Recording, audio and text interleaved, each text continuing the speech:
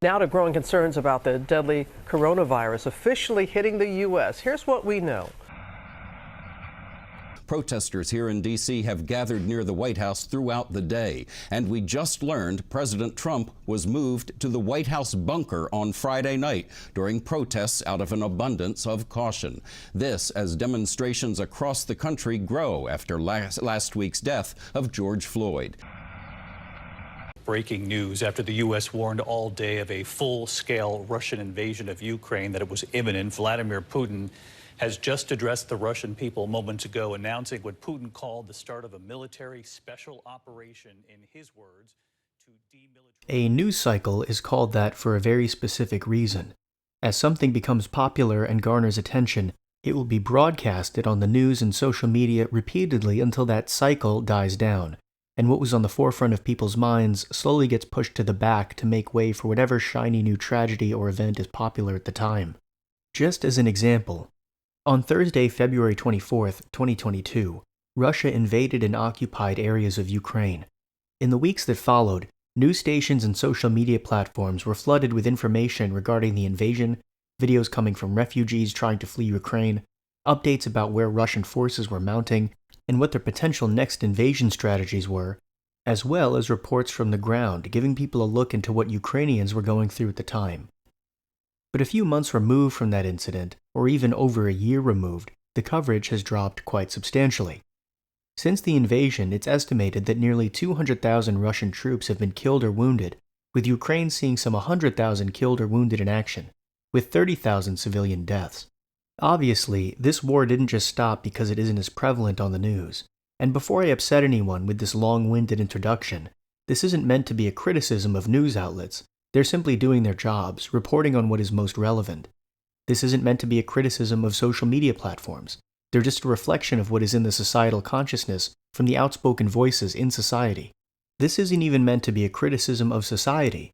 People can only be expected to pay attention to so many things at once, and when we're connected in the ways that we are, through the internet, through social media, through news outlets, the amount of things we are inundated with on a daily basis is just too much for us to care for any one thing for too long. But like we just said, the effects of a story or tragedy don't just end because coverage of that story ended. Which finally brings me to the case we'll be discussing in this video. The case of Gabby Petito.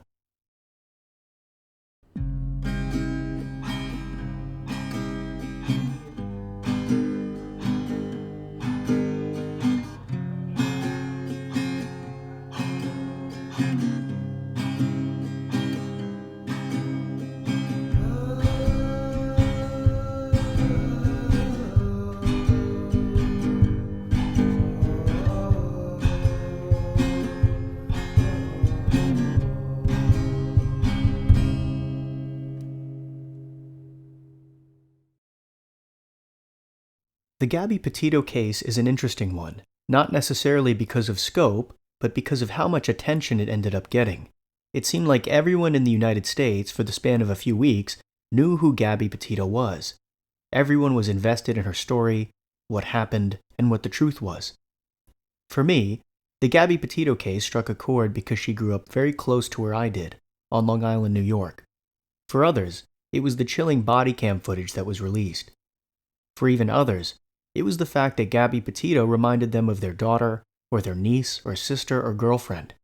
And for even others, it came at a time when people needed something to latch onto, a story or case to follow to the end. But without getting too philosophical too quick, let's just go through the details of the case. It's difficult to piece together what is going on as the case is unfolding.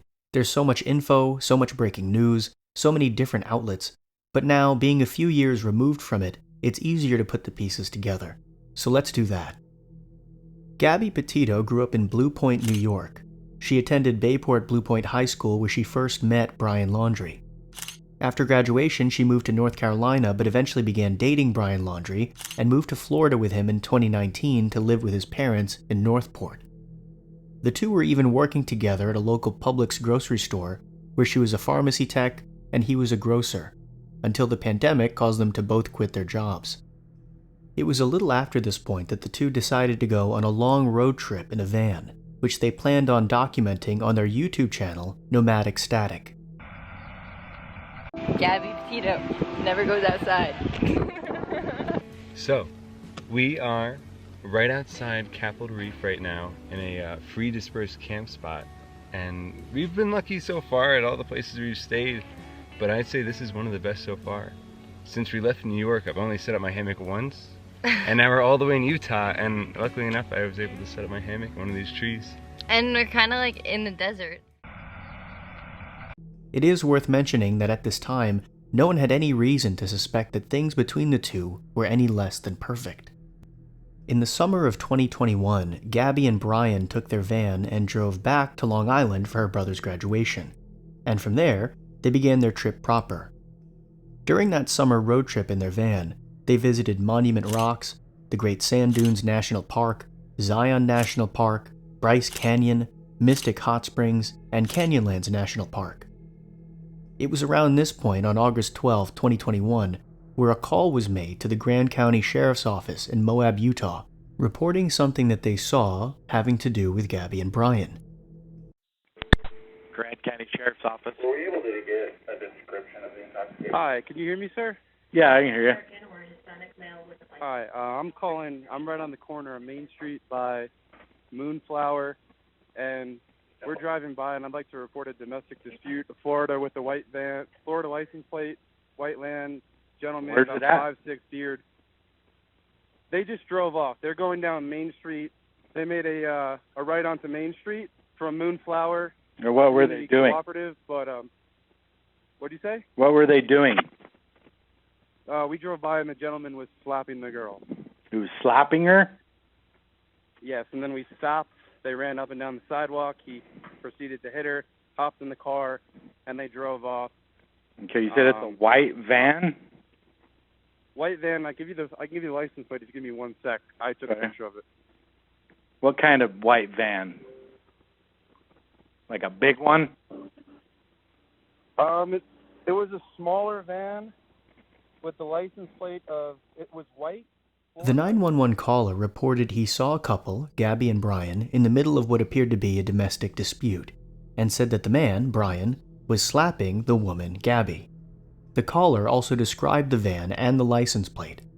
With this information, the police were able to quickly find and pull over the van to determine what was really going on.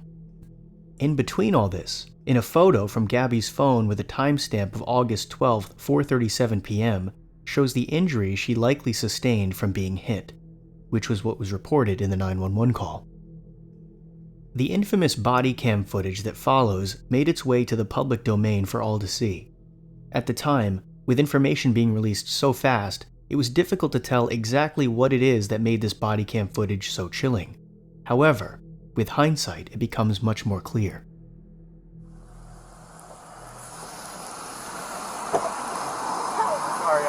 You want to place your vehicle into park and go ahead and turn it off for me? No, park? Oh, it is in park, yeah. Okay, turn off your engine. Go ahead and set your keys on the dash for me, all right? What's your guys' names? Gabby. Gabby, Brian? Okay. What's going on? How come you're crying? I'm sorry, we've just been fighting this morning. Some personal issues. It was a long day. We were camping yesterday, and camping got the stuff, flies and stuff. I'm sorry I hit the bump there. I was distracting him from driving, I'm sorry. Can I get you to step out of the vehicle for me, man? Yeah. Just hang tight right there. Do you mind if I take your keys and just put them on your hood? You got it, buddy. I'm so Thank sorry. you. Oh, no, you're fine.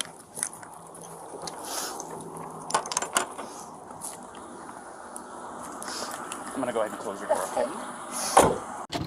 At this point, the officer observes that while Brian is fairly calm and collected, Gabby is nearly hysterical. He takes this opportunity to bring Gabby to the side to have a conversation in private, as she might be far more likely to divulge information regarding what occurred if she was away from Brian. That was my job. Cool. I just quit my job to travel across the country, and I'm trying to start a blog. I just have a blog and stuff, so I've been building my website, so I've just been really stressed, and he doesn't really believe that I could do any of it, so that's kind of been like a, I don't know, he's like down there, I don't know, we've just been fighting all morning, and he wouldn't let me in the car before. And then Why wouldn't he let you in the car? Because of your OCD? He told me I needed to calm down. Yeah. But I'm perfectly calm. I'm calm all the time, and he really stresses me out, and this is a rough morning. Well, why don't we do this? Why don't I sit you down in the back seat of my car? You're not in any trouble, okay? I'm not going to be putting handcuffs on you. You obviously don't have any weapons. I'm going to get you into the air conditioning, let you take a breath, relax a little bit, and then I'll come back and talk to you in a few minutes, okay? Okay. Alrighty. Like I said, you're not in any trouble. So just go ahead and take a seat. Gabrielle, you talking to my fiancé, right? What's that? You talked to Gabrielle, right? Yeah, I just spoke to her. Yeah. So, you want to do me a favor? Let's go ahead and get you to step out of the vehicle, alrighty?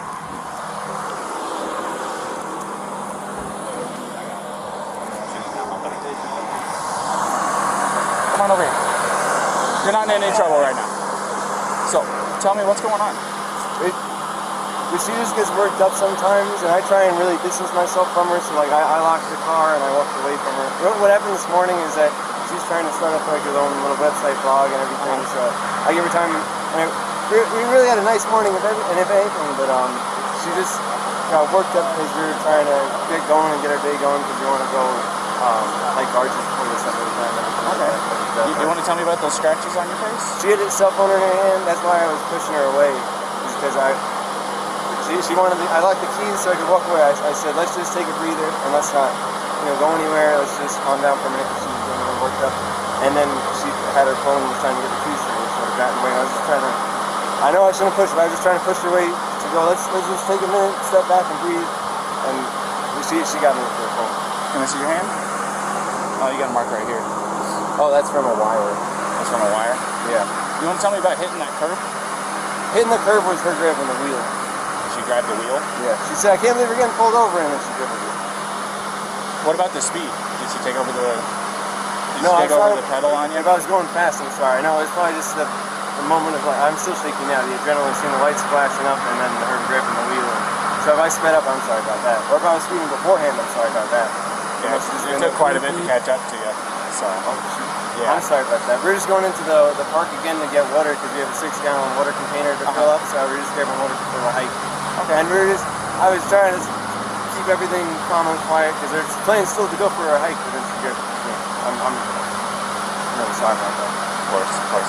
Do me a favor. You want to go ahead and just take a seat right over here on the curb for me? And if I was speeding, I'm sorry. I apologize. You don't have anything in that pocket or anything like that, do you? Nope. Just the wallet? All right. And then, do you mind lifting your shirt so I can check the waistband? Turn around for me real quick. Perfect. Nothing. I just want to make sure. That's all, man. Go ahead, do me a favor, take a seat, all righty? After the officer talks with Brian, the differences in their demeanor become even more clear. Gabby is panicked, in tears, and hysterical. She cites a few instances in which Brian triggered her to be upset with him, but hasn't accused him of anything. Brian essentially corroborates this, also painting Gabby out to be the more reactive of the two, yelling, grabbing the steering wheel, acting aggressively, and even scratching him. Name and date of birth?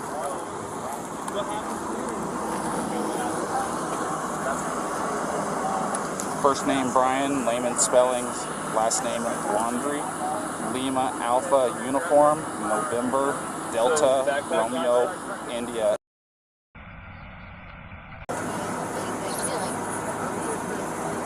You slapped your face or what?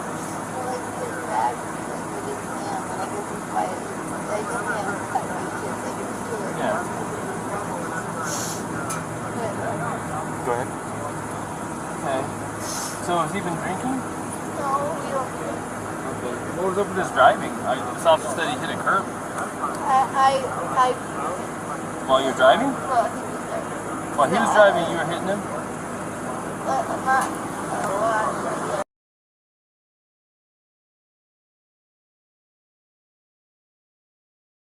Come on, and I kind of went like something. Did you already tell him all this?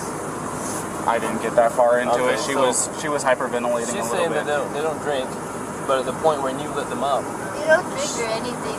She started hitting him. I was yelling at him, and then when you turned your lights on, I kind of punched his arm like there's an idiot. she's saying was why he hit the curb. You said it was Gabby? Yeah. I'm sorry, I remember that name. It was Gabby? Yeah.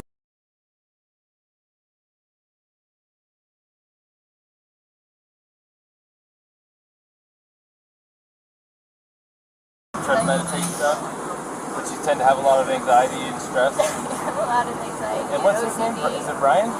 Is he usually pretty patient with you? Yeah, but it just makes me upset. I know that he definitely gets frustrated with me a lot.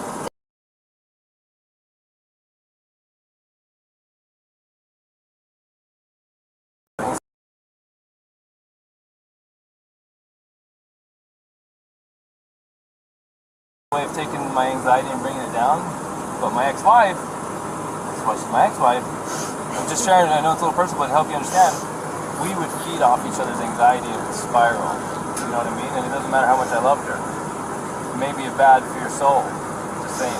I'm not telling you what to do with your life, but if you know you have anxiety, look at the situations you can get in, you know what I mean? And we're not here to be mean to you or anything. Well, you know, there's a first time and then it usually... We'll go see what Brian's saying, but I think you've heard everything now from... Quick question, you said you were hitting him in the arm. Did you grab the steering wheel?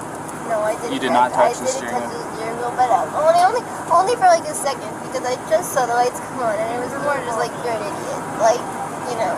But did you grab the steering wheel and like swerve or anything like that? No. I didn't touch the steering wheel at all. Okay. This is one of the first main contradictions to Brian's story. He claimed that when she saw the police lights come on behind them, she got so upset, she grabbed the steering wheel and yanked it so that they hit the curb. She is saying that no such thing occurred. She did react to the lights going off, but did not grab the wheel and swerve the van.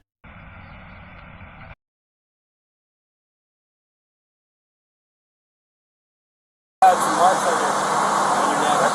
Yeah. And she's got some marks on her too. We're just trying to figure out what all happened, and I know you probably already told your story. This officer is probably going to be the one handling the whole case. Do you want to listen to what he has to say, and then you tell him what happened, will you? So, if you don't mind. Start at the beginning for me. Start at the beginning. Well, I don't want to go too far back, but we've been in BLM land for the past week or so, traveling around, and the flies here are like pretty intense. So the flies have definitely been getting to her, and then my feet are dirty and everything. So I think that our little squabble started because we were hanging out at the coffee shop, and when we got back to the van, there was some dirt and stuff in the van, and I moved our food around, it was a little disorganized, so she gets a little... Will you take those? Sorry about that. It's okay. Do you need any water? That's okay. It's hot out here. We were going to get water because we ran out, but it's okay. No, it's alright. I don't like plastic bottles. It's okay. Thank you, though. But we just had a little disagreement there. And the disagreement was just that she was getting a little worked up, and I was saying, no, it's okay. Thank you so much. As long as it's cool, that's good. So it was just more of a disagreement, and I just wanted to say... What was the disagreement about? It was, I wouldn't even call it disagreement. It was just that I'm dirty and I can't change being dirty. Like I got dirty feet, I got sand on my flip-flops and stuff like that. It was that we were at the coffee shop for so long because we were there from 9 to 3. So yeah, there's a few little things, little relationships. I don't know if you're in a relationship, but I'm sure I've been married for over 5 years now. So. There's a lot of little things. Right? Yeah, I can go. And I get it.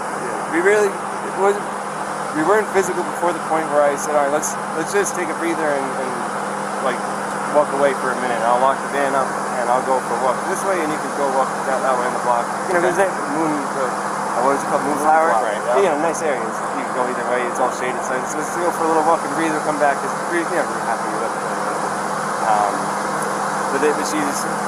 I'm not upset with her. She got worked up and she had her phone in her hand and her keys and everything. And she wanted, not her keys, her rings. Her rings, her phone. And I was holding on to the keys because I didn't want to go anywhere. And my big fear is, I don't have my phone. I don't have a phone. So she goes off without me. I'm on my own. So I was saying, let's just go for a walk, and she was trying to get the keys for me, so I was just going, just wait, back up, and that's when she hit me, and I didn't get, I don't want to push you, but I didn't get overtly physical. I was just trying to keep her away and not get hit, and then I got really loud, and like that's probably whoever's attention, where I was going, you know, back up, get away, just give me a... Okay, so you said you pushed her to create some distance, obviously, right? What happened after that? What got the scratches on your eye? The phone. The phone? So you pushed her and she hit you? It wasn't like a push and she jumped on me. She was already, she was already swinging, and I was pushing. A lot of angles, a lot of nails, a lot of rings. Yeah, you got it. scratches on your neck. You got one on the left side of your nose. You got one in your face here, and you got 4 bleeding over it. So it looks like 2 hands coming in. Do you mind lifting up your right sleeve for me? I'm curious about something. It's a little bit of nails. I suppose fingernails, but I'm not complaining. I'm not complaining about fingernails. Is it bruised or tender or anything like No. that? Okay. I'm fine, and I love Gabby. I hope she doesn't have too many complaints about me. I'm just, I feel bad I had to get so public. I was just trying to be loud to listen. This is, try to make her calm down and be like, look, everyone's watching. And like, stop this. Thank you. So now we have Brian's full story of the incident. According to him, he and Gabby got into an argument earlier that day, which resulted in Brian deciding the best thing to do was lock the van and take a walk to calm down. Rather than the walk calming her down, Gabby got even more upset, escalating the confrontation to the point of hitting and yelling at him, causing the scratches on his face and arms from her nails and rings, as he said. To try and get her to calm down, he put his hands up to defend himself, and in the mix, as a result of Brian trying to defend himself, Gabby also got hit.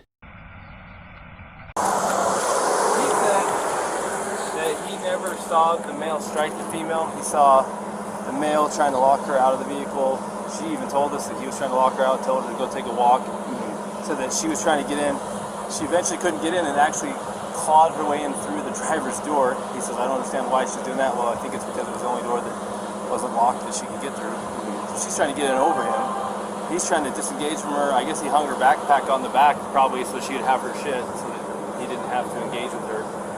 Everything she's saying is the same thing. I haven't heard what he said, but if that's what he said, it's also what the witness is saying. The witness says, I never saw him hit her. I saw him shove her, but I couldn't tell if it was an aggression against her or a defense against her as far as her, being the aggressor.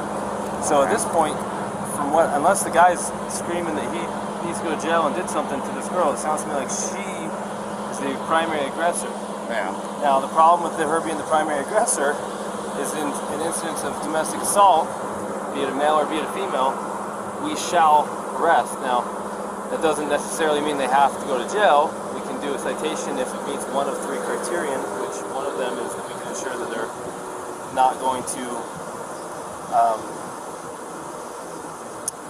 further risk each other's safety, but the problem with that is they live in the same vehicle. That's what I was going to say. The other part of it is there was actually an injury too to the victim, which is him. Right, and I'm getting conflicting stories about why they hit the curb up here. What did he say why he hit the curb? Well, I've watched, this is what I saw first. Saw him cross the double yellow. I was doing 42 miles an hour. I was, probably 2 car lengths behind him, tapping my whales at him, trying to get his attention. They knew I was behind him. And then after he crossed the double yellow, he merged over into the right lane, and then out of nowhere, just boom, went and hit the curb. So did he tell you why? He said that she grabbed the wheel and turned it real hard. She said that she was hitting him in the arm.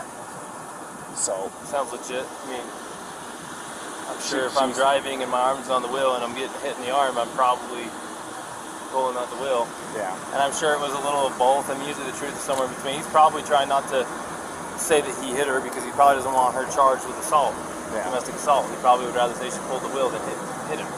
Yeah. You know what I mean?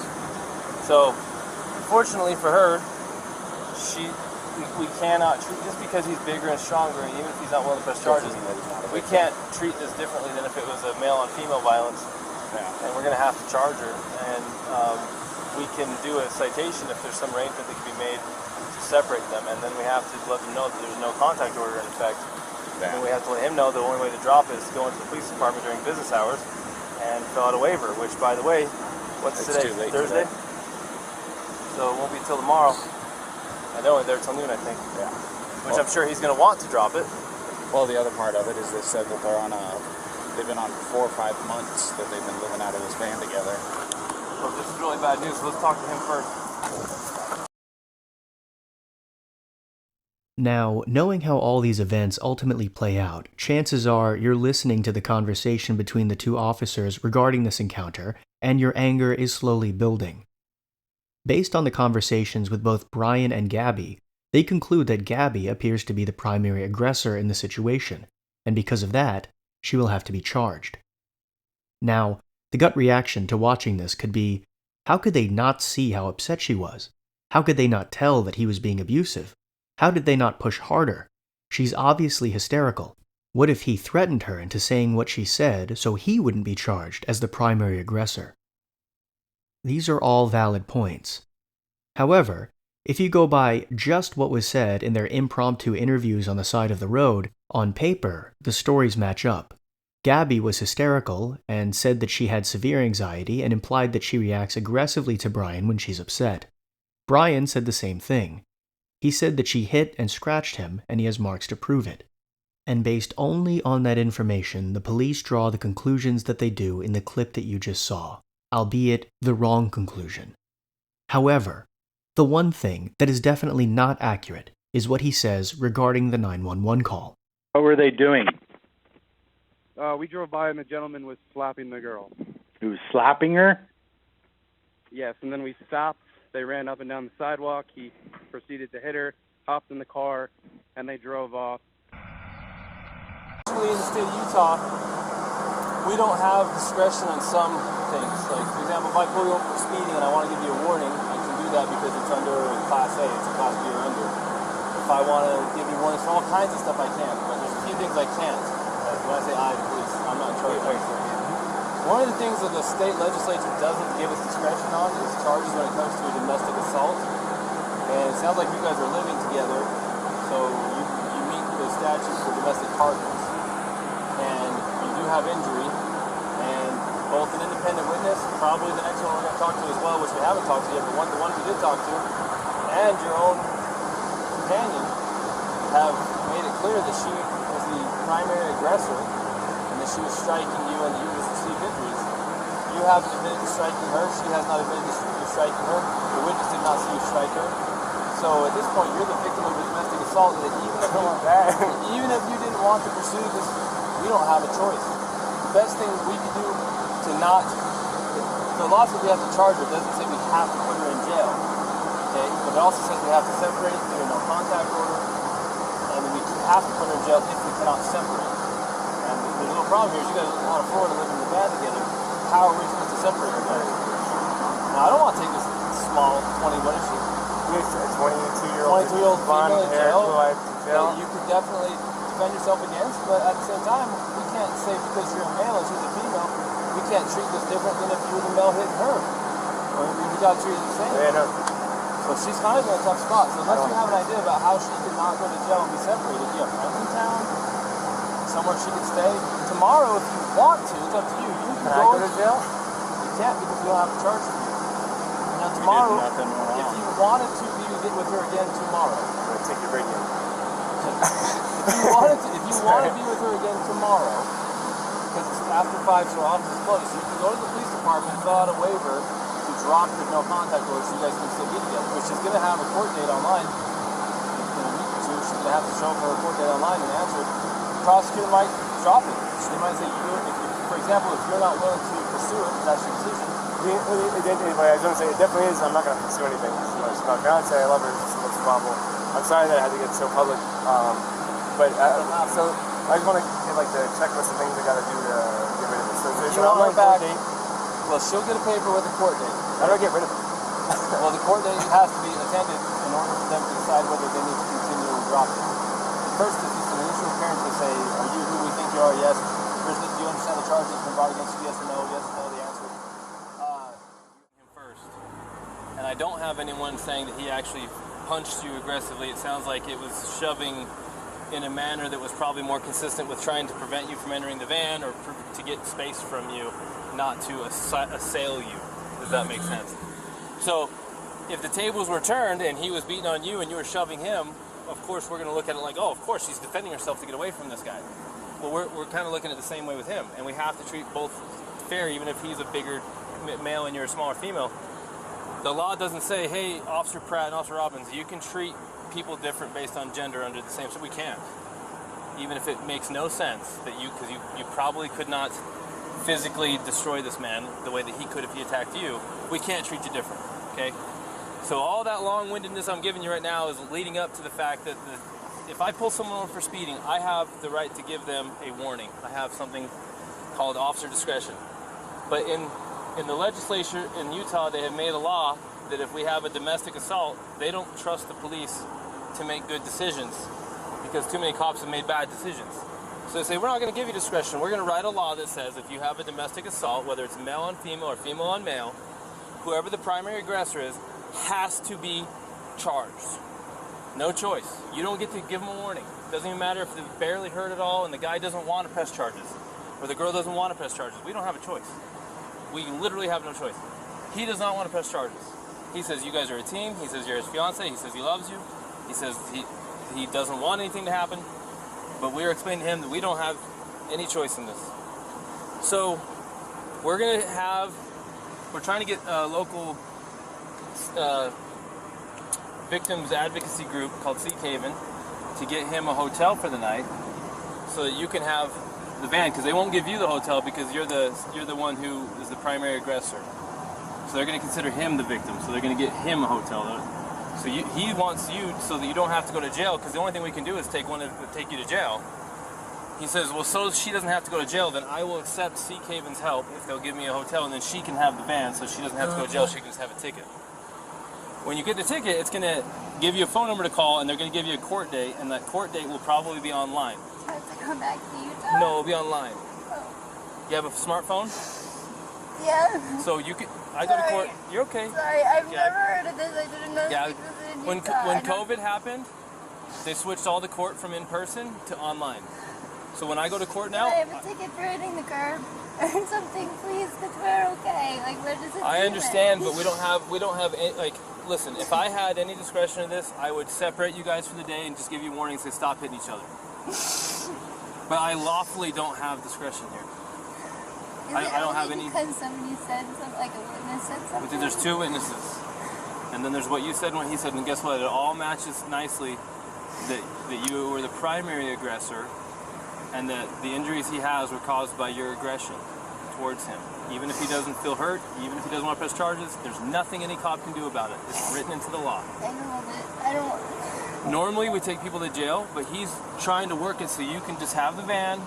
Tomorrow, I don't want to be separated. You gonna have anxiety? Yeah, no, we're a team, please. There's not? What is it? No, like, we're a team, please. It's gonna give me so much anxiety. Can we just have like a driving ticket? Okay, the very best thing I can do is call my supervisor and see if I'm missing something here. Because I'll pay any driving ticket, a parking ticket, anything. Okay, Gabby, try to calm down, and I'm gonna go call a supervisor. But I don't think that there's much I can do, but let me see if the supervisor can tell me something I'm missing to make this not happen. I couldn't handle that, I'm sorry. Just give me a minute, okay? You don't have to sit out in the hospital. Overall, a very upsetting video to watch, especially in retrospect. What the officer says in this situation is very interesting, though.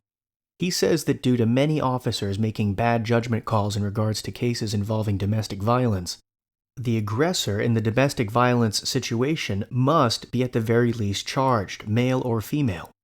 Once again, in hindsight, there is a lot of irony here, and it doesn't take a genius to find it.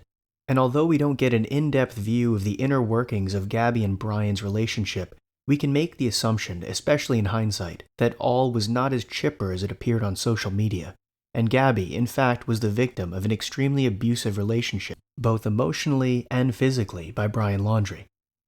Ultimately, both Brian and Gabby didn't want charges pressed, so this was recorded as a mental breakdown rather than a domestic dispute.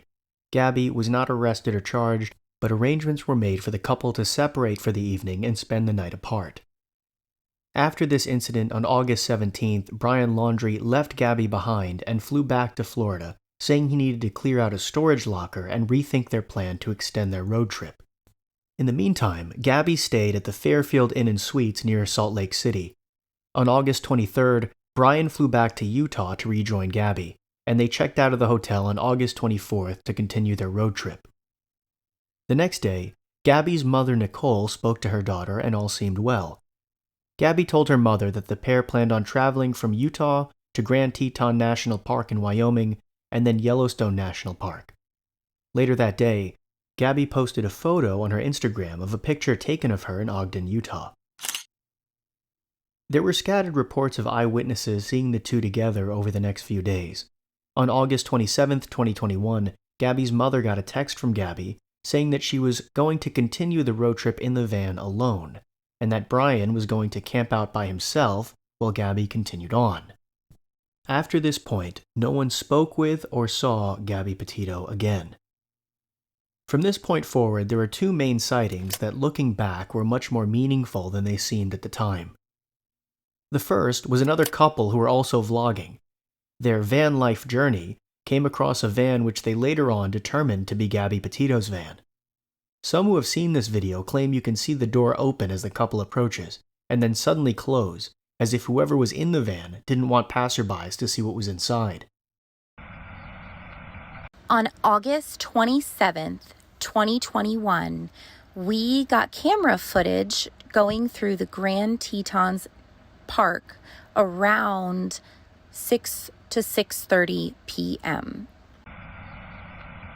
Yeah, as we're coming up on it, we're approaching it up here on the left-hand side. This is most definitely Gabby Petito's Ford Transit van. It's kind of wild, like it's insane a little bit, because we drove past, we actually weren't able to find any sights, and we ended up driving back through, saw it again, but here it is on the left. So. And I slowed it down so you can possibly see it a little bit better. The second sighting was of Brian Laundrie, who was seen hitchhiking in Grand Teton and was allegedly picked up by a woman and her boyfriend. Hi, my name is Miranda Baker, and on August 29th, my boyfriend and I picked up Brian at Grand Teton National Park at 5:30 at night at Coulter Bay. I'm hoping this can help someone identify him because I saw him from TikTok, which then made me call the authorities, and my boyfriend and I have been in contact with a bunch of different people to help piece together different parts of this case. But we picked him up at Coulter Bay, like I said, at 5:30. He approached us asking us for a ride because he needed to go to Jackson, which we were going to Jackson that night. So I said, hop in. He hops in the back of my Jeep. We then, proceeded to make small talk. But before he came in the car, he offered to pay us like $200 to give him a ride, like 10 miles. So that was kind of weird. He then told us he's been camping for multiple days without his fiancé. He did say he had a fiancé, and that she was working on their social media page back at their van. Then once, in conversation, I brought up, we're going to Jackson. He freaked out. He's like, nope, I need to get out right now. Pull over. So we pulled over at the Jackson Dam, which I don't know if you know Teton Park, but it's... Also, on August 27th, Gabby's mother received a text from Gabby's phone that read, "Can you help Stan? I just keep getting his voicemails and missed calls." This message immediately sparked concern in Gabby's mother. Stan was Gabby's grandfather, and she never referred to him by his first name. This was the first inkling that perhaps Gabby wasn't the one sending these messages. One final message was sent from Gabby's phone 3 days later, which simply said, "No service in Yosemite." A note about this is that Brian and Gabby were planning on ending up at Yellowstone National Park, which is primarily in Wyoming, not Yosemite National Park, which is located in California. On September 1st, Brian Laundrie returned to Northport, Florida to his parents' home without Gabby in the white van that the two shared. He claimed to not know where she was. Within less than a week, on September 6th and 7th, Brian Laundrie and his parents went camping at Fort DeSoto Park in Pinellas County. By September 11th, 2021, Gabby's mother officially reported her missing. And within a week of that, Brian Laundrie was named a person of interest, which triggered his parents to hire a lawyer. It's also worth noting that in the middle of all of this, the Laundrie family did not help the Petito family locate their daughter at all. We're going to take a few moments to highlight that camping trip that was taken by the Laundrie family on September 6th. Surveillance footage corroborates that the Laundrie family arrived at the Fort DeSoto Park at Waterfront Campsite No. 1 on September 6th. The Laundrie family lawyer attests that on September 7th, all three of the Laundries left the campsite together. It probably goes without saying that the timing of this impromptu camping trip was fishy, to say the absolute least. After Brian Laundrie was considered a person of interest in Gabby's disappearance, authorities began to surveil the Laundrie home to keep tabs on Brian's whereabouts. During one of these surveillance sessions, Police saw who they believed was Brian Laundrie leaving on September 13th. 2 days later, the car returned, and police initially believed that it was Brian who had returned. However, on September 17th, Brian's parents report him missing, and police realized that the individual who they'd seen enter the home on the 13th was Brian's mother, not Brian. Authorities now had no idea where Brian Laundrie was. Surely is, Keith. Good evening to you. A public records request through Pinellas County shows Brian's mother, Roberta, made a camping reservation at Fort DeSoto Park from September 6th through the 8th. Today, their attorney confirmed to me the Laundrie family was there. Tonight, there are new questions about the Laundrie family's visit to the waterfront campground at Fort DeSoto Park. 11 days after Roberta Laundrie's reservation that began on Labor Day Monday, the parents reported their son missing to Northport police. To this day, they've made no public plea asking for help to find their son. Police are still searching for Brian, but now the timeline in the case grows more mysterious. The revelation that Brian Laundrie's parents took a camping trip with him in early September raises new questions about Brian's whereabouts. The Laundrie family attorney says the campground is about 75 miles north of their home, and they stayed there overnight. He says all three then left the park. Brian is now the subject of a national manhunt in connection with the case, but there have been no sightings of him, posing a baffling mystery to authorities that's unfolded over the weeks. Brian's parents told investigators that Brian had gone hiking in a nearby nature preserve, Carlton Preserve, and never came home. In response to this, around 50 officers from various departments, including the FBI, launched a search of the Carlton Preserve and nearby Myakatchee Creek Environmental Park. They had with them bloodhounds, which can track an individual scent that's 300 hours old, and have been recorded to follow trails for nearly 130 miles, as well as cadaver dogs, which are 95% accurate at locating remains up to 25 years old, down to 15 feet underground, nearly 100 feet underwater, and at a distance of over 2 miles. The effort to find Brian Laundrie within this nature preserve was no small feat, and many believe that if Brian was anywhere in this preserve, alive or dead, he would have been found as a result of this search effort. But no such discovery was made at this point, and Brian remained missing. On September 19th, Gabby Petito's remains were found at the Spread Creek Dispersed Camping Area, at a location where Brian and Gabby had been seen together. Tonight, the FBI confirming a body found in Wyoming's Grand Tetons is Gabby Petito. The cause of death still pending final autopsy results, but the coroner finding this is a homicide. A cross of riverbed stones now marking the site where Gabby was found. Today in Florida, investigators poring over alligator and snake-infested marshland, renewing the manhunt for Gabby's boyfriend, Brian Laundrie. Drones flying overhead as ATVs and canine units weave through that 25,000-acre nature reserve where Laundrie's family told officials he may be. The Teton County coroner established that the cause of death was blunt force injuries to the head and neck, with manual strangulation.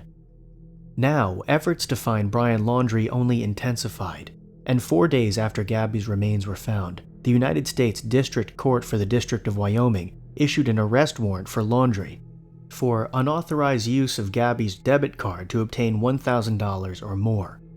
Essentially, fraud. This was likely because while they had quite a bit of circumstantial evidence to suggest that Brian had murdered Gabby, there was nothing concrete yet. This would have allowed them to hold Brian for a period of time while they gathered more physical evidence. They also took items from the Laundrie home that would be useful in making DNA comparisons. On October 5th, in response to the public outcry against the Laundrie family for essentially hindering the police investigation into Gabby's death, Brian Laundrie's sister went public to encourage Brian to turn himself in. Thank you. We want to know what the hell. No!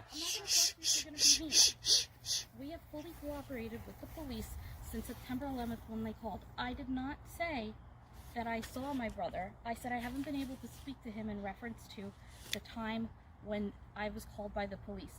Since that point, I haven't been able to speak to my brother. I've been honest. What happened? I don't know what happened. Yeah. The thing about it is we know Gabby's family. Gabby is... We do too. What do you want us to do? We cooperate with the police. We're not supposed to talk to anybody, and you're making my children cry. Was Brian with you on September 1st? Did he come to this house? Yes, he came to this house with my parents in their Mustang, not the van. I did not know that he took that van back. I found out the next day with everybody else. We are just as upset, frustrated, and heartbroken as everybody else. And I am losing my parents and my brother and my children's aunt and my future sister-in-law on top of this, and you're not helping. Why me your out. parents? Why your parents? You're talking about Because Christmas. they're not talking to us either. Why aren't they talking to you guys? If I knew, I would say. I don't know. Do you think they're involved, your parents? I don't know. You don't know. We know. You're not involved? We have literally been finding everything out with the news with like everybody else. In the meantime, authorities have continued to search for Brian. For a month, from September 18th to October 18th, investigators, officers, and their bloodhounds and cadaver dogs extensively searched the Carlton Preserve and came up empty. On October 20th, the rest of the Laundrie family was permitted into the park to assist in the search for their son. And within 1 hour, the skeletal remains of Brian Laundrie was found a mile away from the park entrance. We do have some breaking news right now in Northport. The FBI has confirmed that Brian Laundrie is dead, and the human remains found in the woods yesterday are his. Fox 13's Dan Maddox is following all the developments tonight live from the park with some new information. Okay, I know this just was released just a few minutes ago, Dan. That's right, Kelly. The FBI confirming really what a lot of us had suspected since yesterday. They tweeted out at 5:39 this evening, put out a tweet the FBI did from Denver, their Denver office, saying a comparison of dental records confirmed that the human remains found at the reserve are those of Brian Laundrie. Meanwhile, the search for additional remains continues here at the reserve. The area where Brian's body was found was under about 3 feet of water. While the condition of the remains made it difficult to positively identify Brian, it was concluded that the remains were in fact Brian Laundrie's due to dental records. And from further medical examination, it was concluded that Brian ended his own life with a single gunshot wound entering the left side of his head. According to the medical examiner's report, Brian Laundrie's skeletal remains showed signs of moderate to extensive animal predation by carnivores such as feral dogs, coyotes, and raccoons. The bones were also noted to have extensive gnawing marks. Nearby Brian's body, they found a backpack and some of Brian's belongings. Among his things was what was determined to be a suicide note that contained a confession. This confession would not be made available to the public until June 2022. On the screen now are pictures of the notebook recovered near Brian Laundrie's body, detailing his account of how Gabby died. Essentially, here is Brian's recounting of events. The two were rushing back to their van after hiking in Teton. They were trying to make it back to their van before the sun went down and the temperature plummeted. As they were crossing a stream, Brian heard a scream and a splash coming from behind him. Turning around, he realized that Gabby had fallen, severely hit her head, and got soaked with water from the stream. She was severely injured, and he couldn't carry her to the van or treat any of her injuries. So he did the only thing he thought to do: comfort her a little, and then mercifully end her life. He concludes the written confession by stating that as soon as he killed Gabby, he knew he was going to end his own life. He went back home to Florida to spend time with his family before executing his plan to take his own life at Carlton Preserve. He ends his note with, "I have killed myself by this creek in the hope that animals may tear me apart, that it may make some of her family happy." Oh wait, actually he ends his note with, "Please pick up all of my things, Gabby hated people who litter." The legitimacy of Brian's retelling of events is, well, it's bullshit, and an utter fabrication, especially considering it was very likely he was texting Gabby's mother from her phone to make her believe that she was still alive. But we'll talk more about this confession in a little bit. With Brian's death and subsequent written confession, regardless of how dubious it may be, the case of Gabby Petito comes to a very unsatisfying and tragic close. A few final notes before we move into the next and final portion of this video. In 2022, Gabby's parents sued the Moab Police Department for $50 million, and they sued the Laundrie family for wrongful death in regards to Gabby's murder. They were awarded $3 million as a result of the civil lawsuit. However, Brian or his family don't have $3 million, so the Petito family will most likely never see that full sum. The Petito family attorney, Patrick Riley, is quoted as saying that the settlement amount was arbitrary, and adding, "Their beautiful daughter was taken from them. Not only that, they were denied the right to face the person who murdered their daughter. I can't say that this gives them any kind of great relief of any kind, that this case has been settled because Brian Laundrie's estate is very minimal, but it is over. There is no amount of money that could compensate them for the loss of their daughter." And this would be a fine spot to end the video. The facts of the case have been presented, followed essentially from beginning to end. And if that's all you're interested in, if that's all you wanted to take away from this video, and you're not a fan of speculation or what some might consider to be conspiracy theories, I would suggest you take this case as exactly what it ended up being. A tragic murder-suicide, perpetrated by a horrible human being who snuffed out the life of a young girl taking a daughter away from their family, before cowardly ending his own life. Thank you for making it to this point of the video. I hope you enjoyed it, and I'll see you in the next one. However, if the details of this case seemed a little odd to you, or if there were too many strange coincidences for you to feel satisfied with how this whole thing concluded, then stick around for a few minutes, because for this last section of the video, we'll be talking about some of the unanswered questions and conspiracy theories surrounding the Gabby Petito-Brian Laundrie case. There are many, but we'll just cover a few of the more compelling ones here. The most major conspiracy theory revolves around the discovery of Brian Laundrie's body itself. Earlier in this video, I made it a point to emphasize the effort that was made to locate Brian Laundrie in the Carlton Preserve after he went missing. For a month, dozens of investigators, officers, bloodhounds, and cadaver dogs were searching that park and surrounding area for Brian, dead or alive. If he was there at any point within the span of that month-long search, there's a high probability that he would have been found. But he was not. And then, less than an hour after Brian's parents were allowed to come in and assist with the search, his body is located a mile away from the entrance to the park in 3 feet of water. His body totally decomposed, leaving only skeletal remains. Many find this sketchy for a number of reasons. How did Brian's parents find him so quickly when law enforcement and all their resources could not? How did Brian's body decompose so rapidly to the point of only skeletal remains being found? Why were many of the gnawing and bite marks found to be from rodents and scavengers when Brian's body was found underwater? Where was the gun Brian used to shoot himself? The insinuation here, of course, is that the Laundries somehow planted remains in the preserve to be found and incorrectly identified as Brian, while they helped their real son escape the country.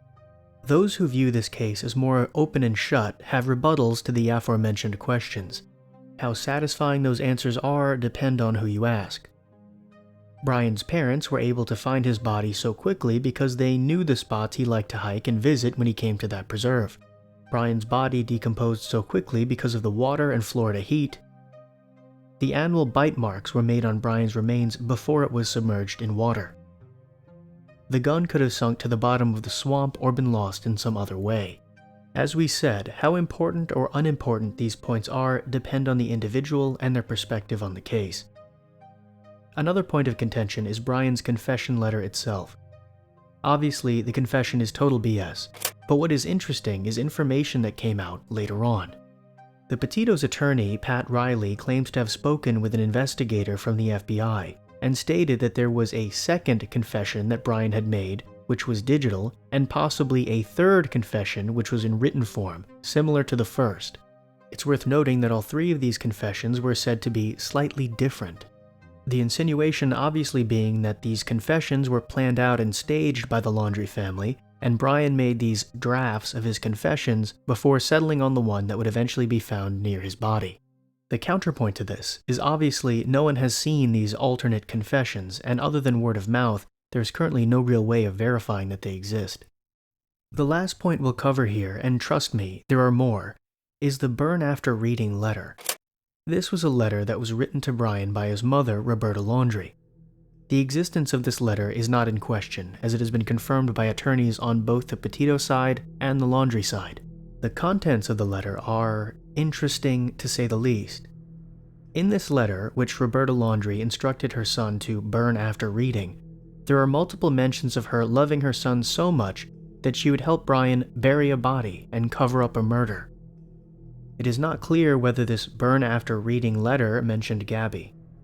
The Laundrie's defense of this letter, since it's not dated, is that the letter predates all of the events surrounding Gabby's disappearance and that it was simply a quirky letter she wrote to try and connect with her son at a time when the two had a rocky relationship. There are quite a few other theories surrounding Brian Laundrie, ranging from his dental records being faked to him being alive and in a country with no extradition treaty, but belief in these theories vary. So to conclude in earnest, I'll just reiterate what is speculation, what we're pretty damn sure about, and what is absolutely true. We don't really know if Brian faked his death as some claim and is now living in another country under a pseudonym. Perhaps there is some substance to these conspiracy theories, perhaps not. We're pretty damn sure that the Laundries, that is, Brian's parents, knew what was going on the whole time, or at least a majority of it, and as a result of their negligence and how long it took to locate Gabby's remains, the Petito family was not able to bury their daughter. And we know for a certainty that the Moab Police Department botched their initial interaction with Gabby and Brian, and had more care been taken during that encounter, Gabby might still be alive. We know for a certainty that there was strange and unexplainable behavior taken by Brian and his family on the days leading up to Gabby's remains being found. And we know for a certainty that Brian Laundrie murdered Gabby Petito, leaving her family shattered. So let's make our way back around. The news cycle covering Gabby's disappearance and subsequent murder lasted maybe a couple of months at its peak. It enraptured most of the United States and social media, and when it was over, as fascinated or infuriated or interested as anyone was in the case and its conclusion, social consciousness moves on, as it always does, to the next tragedy or headline or cause. But Gabby's family cannot move on. Those headlines are their reality.